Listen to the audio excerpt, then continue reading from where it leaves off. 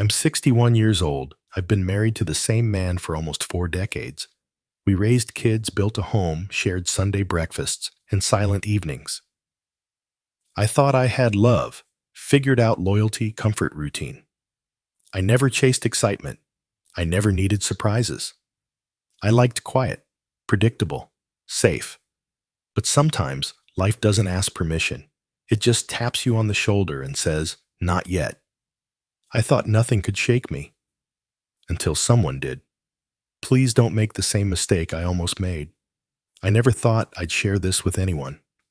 But you need to hear what happened next. Welcome to Vows and Betrayals, where ordinary lives turn at unexpected corners. If you've ever wondered if there's still something more, leave a word in the comments. We're listening. Thanks for being here. Subscribe to hear stories that echo your heart. Now let's begin. Hey, I'm Evelyn, and I've been married to the same man, Thomas, for almost 40 years. That Thursday afternoon, I was helping set up a retirement party at the fire station where Thomas has worked for decades.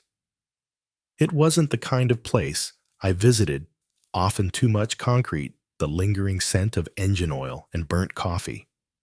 But when he asked if I could help out, they were short on hands. I said yes. That's what you do after this many years. You show up even when it's not your scene. The main room looked like it hadn't changed since the 90s. Foldable tables lined with mismatched cloths, bowls of potato salad sweating under plastic wrap, a half-hearted arch of balloons, one already losing air and sagging like it had given up. Someone had printed out a banner that read, "Congrats, Captain Ray," in blocky blue letters. I'd only met Ray once or twice, but he seemed like a decent man. Quiet, kind eyes. On one table sat a collage of photos, young firefighters in thick jackets standing next to burning buildings or grinning with soot on their faces. Thomas was in a few of them, back when his hair was darker, and his smile hadn't yet settled into that permanent line of fatigue. I was refilling plastic cups with cheap punch when I caught my reflection in the coffee machine's chrome panel. My blouse was slightly wrinkled, my hair a little too flat, and there were creases at the corner of my mouth that I swore weren't there last year. I looked tired, but not in a way people talk about, the kind of tired that seeps into your bones.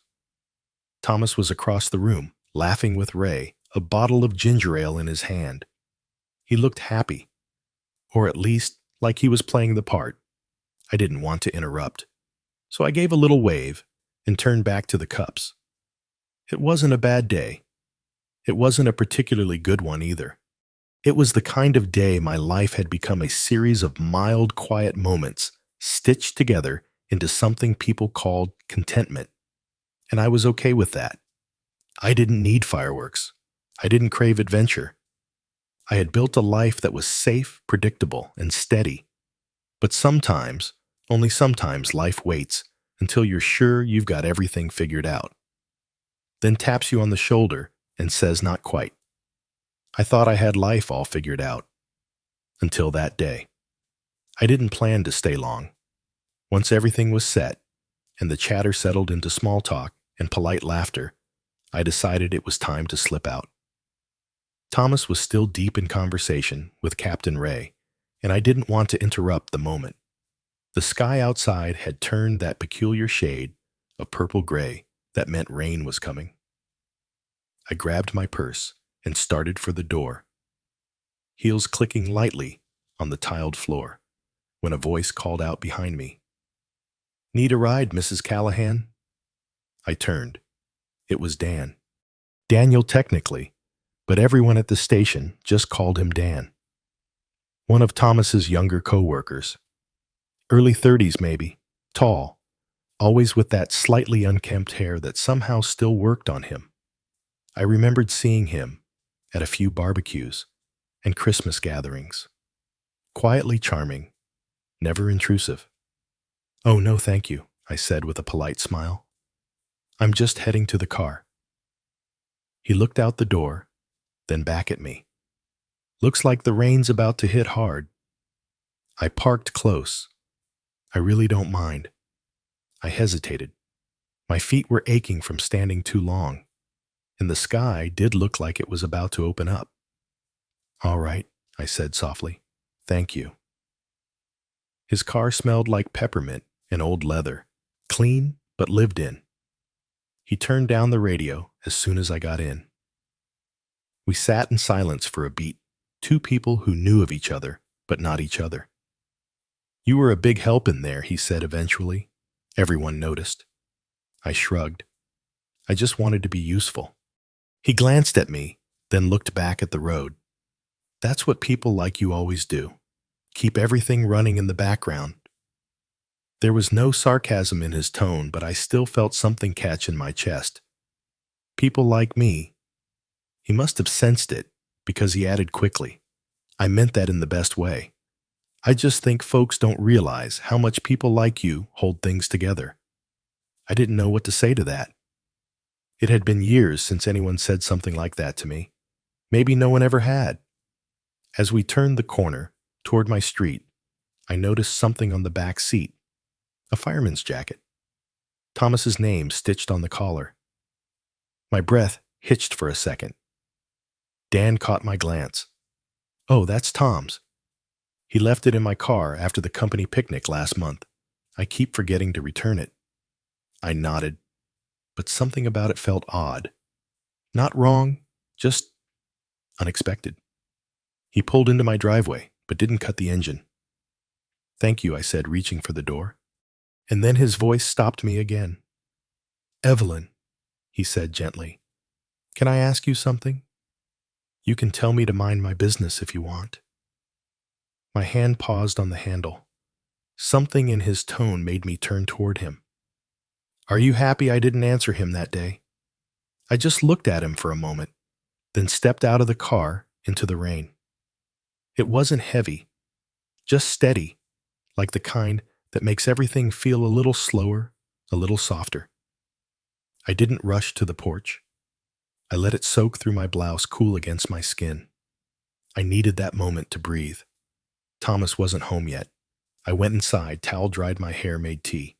But the question Dan asked, it lingered like a low hum in the walls. That night, lying next to Thomas, I stared at the ceiling and tried to remember the last time someone had really looked at me. Not glanced, not scanned, seen me. The next morning was the same as every other. Coffee, laundry, feed the cat, water the plants. And then my phone buzzed. Dan, hey, I hope I didn't cross a line yesterday. It wasn't my place. Just felt like something I needed to ask. I stared at the message. My thumb hovered over the screen. I typed, me no. You didn't. It just caught me off guard. He responded almost immediately. Dan. That's fair. Honestly, I've been thinking about you since the party. The way you looked, and then looked away. I don't know why I noticed, but I did. I didn't answer right away. Instead, I cleaned the kitchen counters, rearranged a picture frame that didn't need rearranging, folded a towel twice. My heart felt too loud for the quiet house. Finally, I typed, me. I've felt invisible for a long time. He didn't reply for several minutes. When he did, the message was simple. Dan, would you want to get a coffee sometime? Just talk. Nothing more. I sat down at the table. The same table where I'd served dinners, soothed fevers, paid bills. The same table where years ago Thomas and I had stayed up laughing over a broken blender and burned lasagna. I didn't say yes, but I didn't say no. Thursday, I told Thomas I had errands to run. I pulled out a navy blouse that hadn't seen daylight in years. It still fit almost. I put on a little lipstick, told myself it was just habit. We met at a small cafe tucked between an antique shop and a used bookstore, Maple and Ink, the kind of place with wood floors and quiet jazz and real ceramic mugs. Dan stood when I walked in. Freshly showered sleeves rolled that same quiet smile. I wasn't sure you'd come, he said. Neither was I replied. And it was true. We started with the weather, the traffic, how the pumpkin muffins looked better than they tasted. But soon, the conversation sank into something deeper, like sliding from shallow water into open sea. Dan talked about his parents' divorce, how his mother faded into someone he didn't recognize. She got quiet, he said, but no one really noticed until she was already gone. And for the first time in years, I heard myself say things I hadn't even admitted out loud. About the loneliness that sits beside you, even when someone's right there. About how I missed the chaos of raising kids. About how Thomas and I didn't argue. We just stopped speaking from the heart.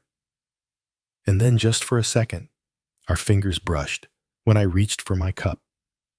We both froze. I pulled my hand back quickly, murmuring something about the coffee being too hot. He didn't press. He just nodded, understanding, in the quietest way.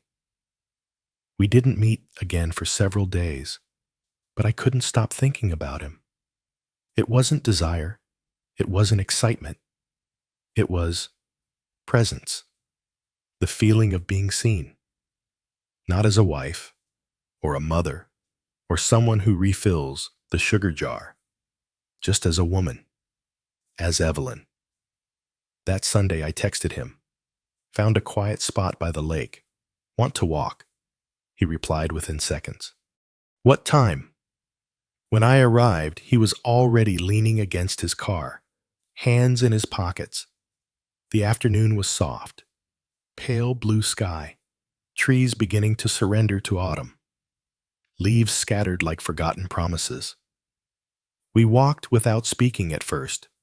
Gravel crunching beneath our shoes. Birds chattering overhead. The scent of pine and distant smoke in the air.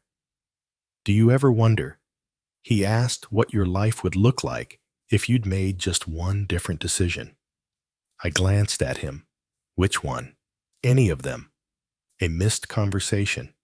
A moment you didn't speak up. A path you didn't take. I stopped walking. Why are you asking me this? He faced me, voice low. Because I see it in your eyes. Every time we talk. You're holding questions you've never said out loud. My throat tightened. I didn't know whether to be angry or grateful. Or both. I didn't come here to do anything wrong. I whispered. I don't want to betray anyone. You haven't, he said gently.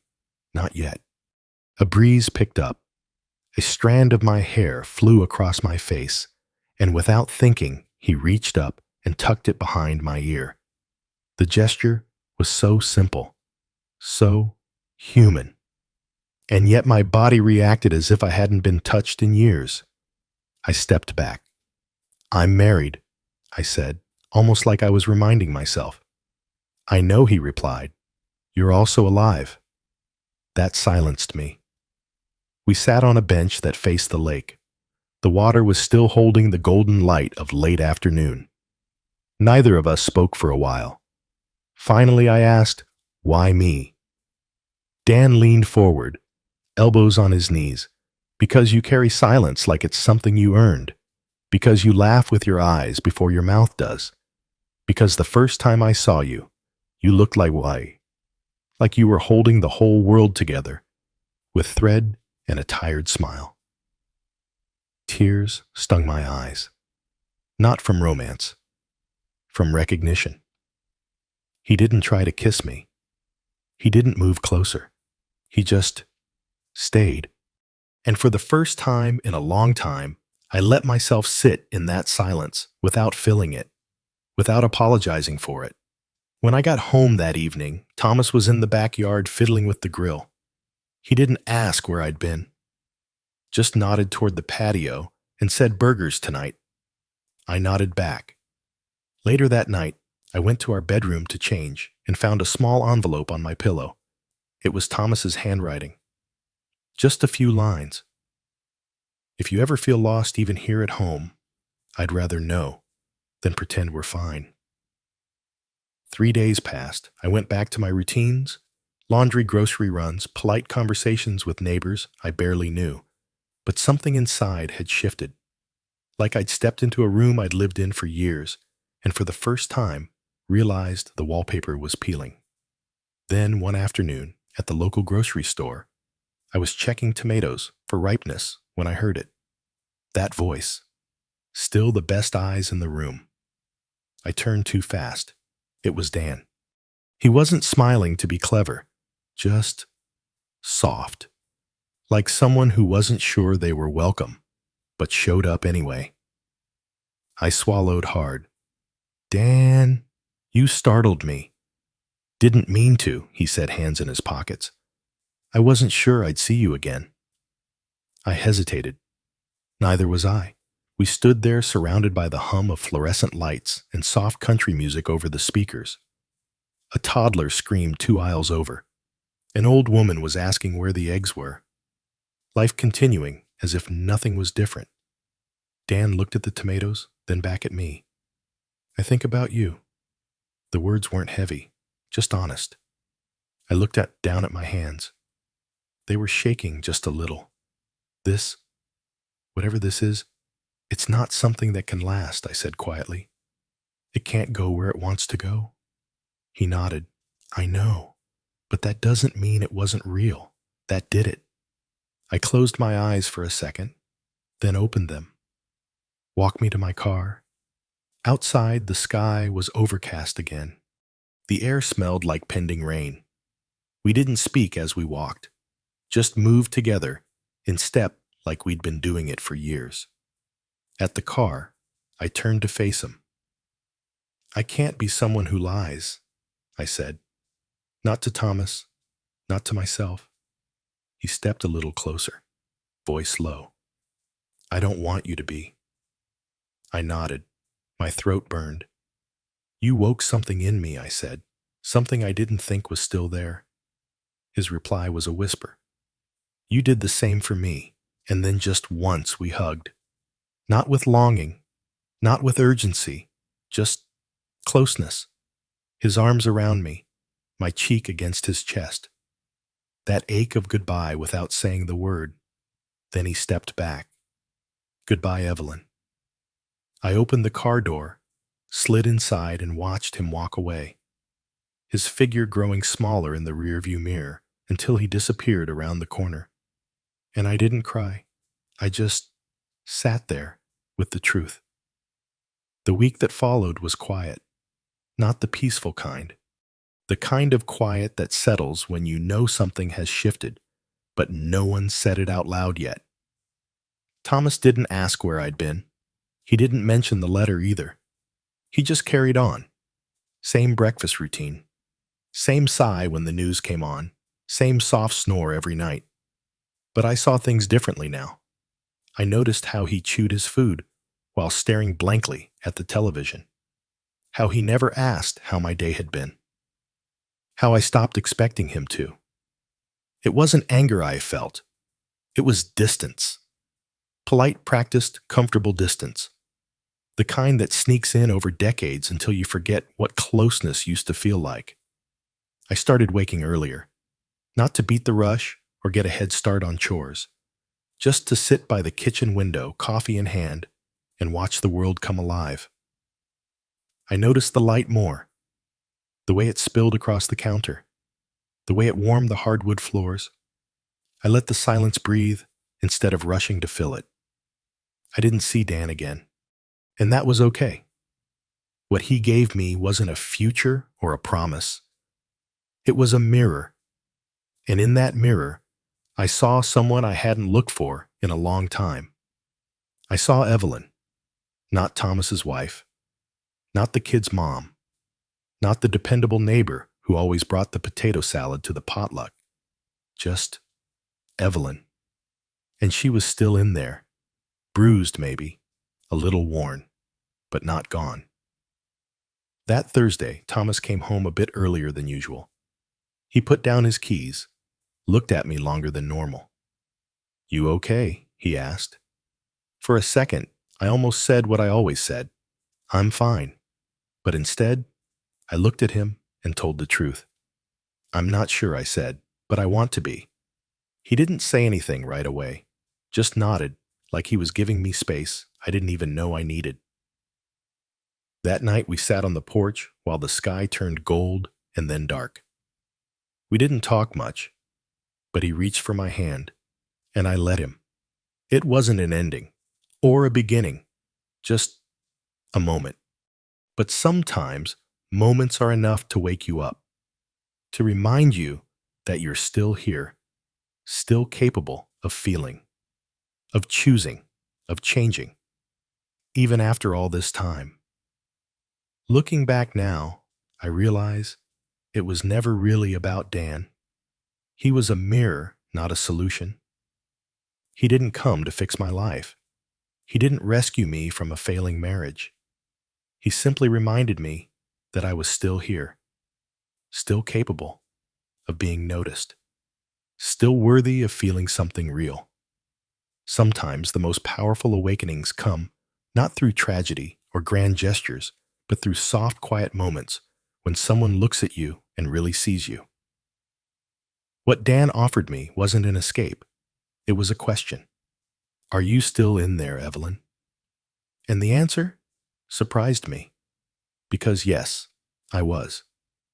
Beneath the layers of duty familiarity habit, there was still a pulse, still a longing to be present, to be heard, to be whole. I don't know where my story goes from here. Maybe nothing changes on the outside. But on the inside, everything has. I've learned that love can survive on silence for years, but it won't thrive in it. That closeness isn't about being in the same room. It's about being in each other's hearts. That sometimes what we need most isn't someone new, but someone who reminds us to look at ourselves again. So if you're listening, really listening, and you've ever felt invisible, forgotten, or just quietly fading into the background of your own life, you're not alone, and you're not done. You are still here, still capable of choosing, still allowed to change, even now, even after all this time. Welcome to Vows and Betrayals, where real stories meet real hearts. If something in this story spoke to you, leave a candle emoji in the comments, or just type, "I'm still here." Sometimes that's all it takes to begin again. Thank you for being here. Thank you for listening, not just to me, but maybe to a part of yourself. If you found even a sliver of truth in these words, don't forget to subscribe. We've got more stories ahead of courage, of clarity, of quiet rebellion. Let's keep walking together.